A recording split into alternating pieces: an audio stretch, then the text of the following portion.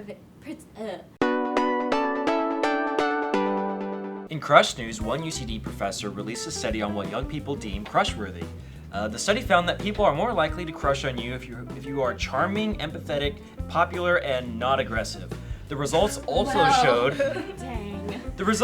showed that young people usually only pursue people that are approved by their peers, and the study was only of opposite sex crushes, and it was of 6th graders. So So the question is like, how much does that relate to your perception of crushes as an adult? I think that in the 6th grade, you're still testing the waters. So you could be a potential, Player?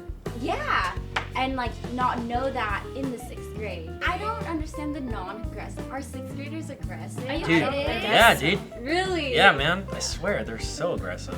I think like the attributes of like being charming and empathetic, I think it's kind of what everyone wants like, until now, because I feel like that's kind of like the ideal, the kind of basics. So now, welcome to our new segment. To help you find your type now, we will be doing the 30-second challenge, where we will be answering as many questions as we can in 30 seconds. Oh my gosh. I'm not ready for this. Who said it's gonna be you? Oh. Just kidding, it is Jessica this week. attitude. What? Oh my god! Okay, are you ready? Wait, who's timing this? I'll time it. I'll Okay. time it. 2, Wait, hold on. 3. Okay. Okay, on your mark, get set, go. Favorite place you have traveled to? Greece. Pants or shorts? Shorts. iPhone or Android? iPhone for show. Guilty pleasure food? I like boba. Starbucks order? I usually get iced chai tea with breve. Coho or Silo? Ooh, that's hard. Ugh. Don't make 5 me more choose. seconds. Go! Favorite Disney movie? 1. This Beauty and the Beast! Stressful. Wow. That's stressful. That's fun. I'm excited for you all. I'm not ready for this. Okay. All right. And for the no, we have a couple of cool events that are coming up. This week we have a showing of the Rocky Horror Picture Show with a live shadow cast. Yes. And they're going to reenact the scene right in front of the screen, and it'll be at the Graduate on Sunday, February 28th at 8 p.m. Have you guys seen this show before?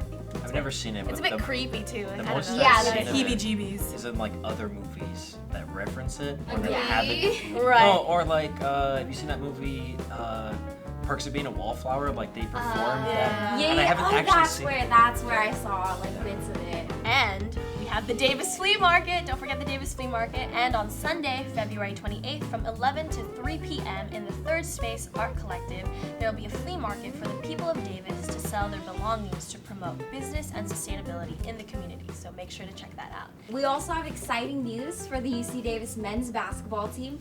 Their game against UC Irvine will be broadcast on ESPN2. It'll be on Saturday, February 27th at 9 p.m. in the pavilion. Make sure to get there super early because there'll be a huge crowd. Hashtag protect the pavilion, hashtag AggieESPN. And for ASUCD this week, we have the results of winter quarter elections. Congratulations to our elected senators, Sam Chang, Ricardo Martinez, and Shai Touch Dhaliwal from Based, and Sophia Moladona, Sam Park, and Irvine Growal from Summit. Also from Summit, congratulations to President Alex Lee and Vice President Abhay Sandhu. Wow. I actually know Shay. She's in my class. She's been in my class last quarter and this quarter, and she's been telling me like her whole campaign process, and it's a lot of hard work. So congratulations to all those who won, because it's a process, and she's so hardworking, so humble. So kind of shout out to Shay. Hey Shay. Okay. Sorry.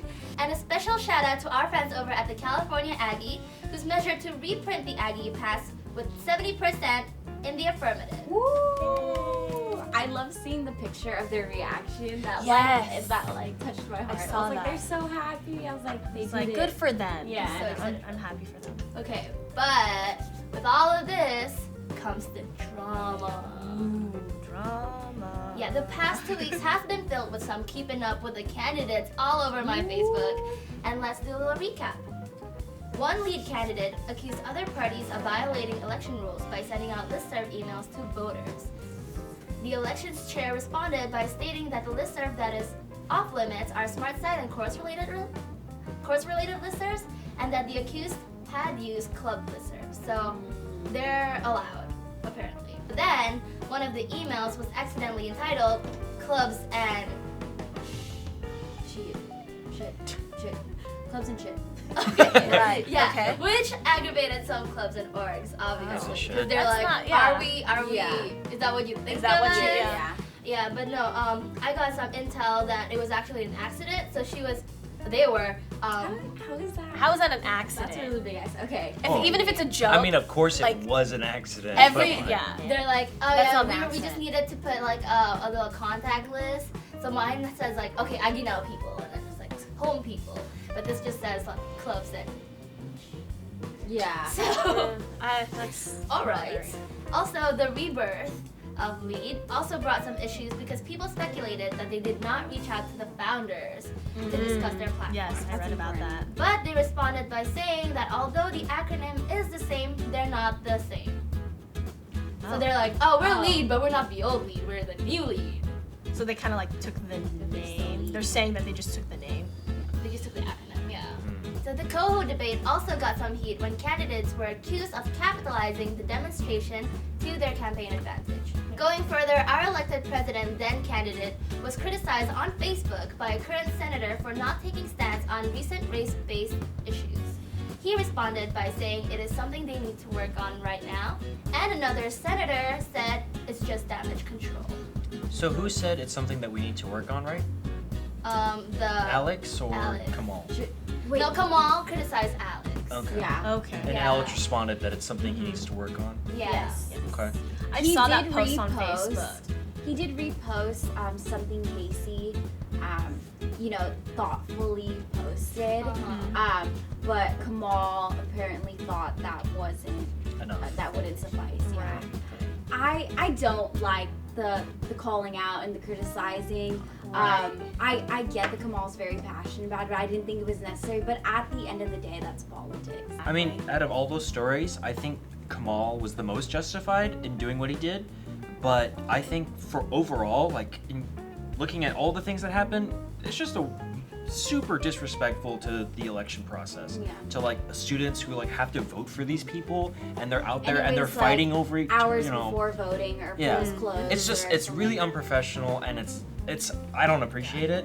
Like that's not what I want to see. Yeah. Like this is not cable TV. Like I don't want to hear about people And if making you do have listserv something emails. to say, you should approach them individually. Yes. If you have a problem with them, like approach them. Just say it to Don't, their face. Like air out the dirty laundry. Yeah.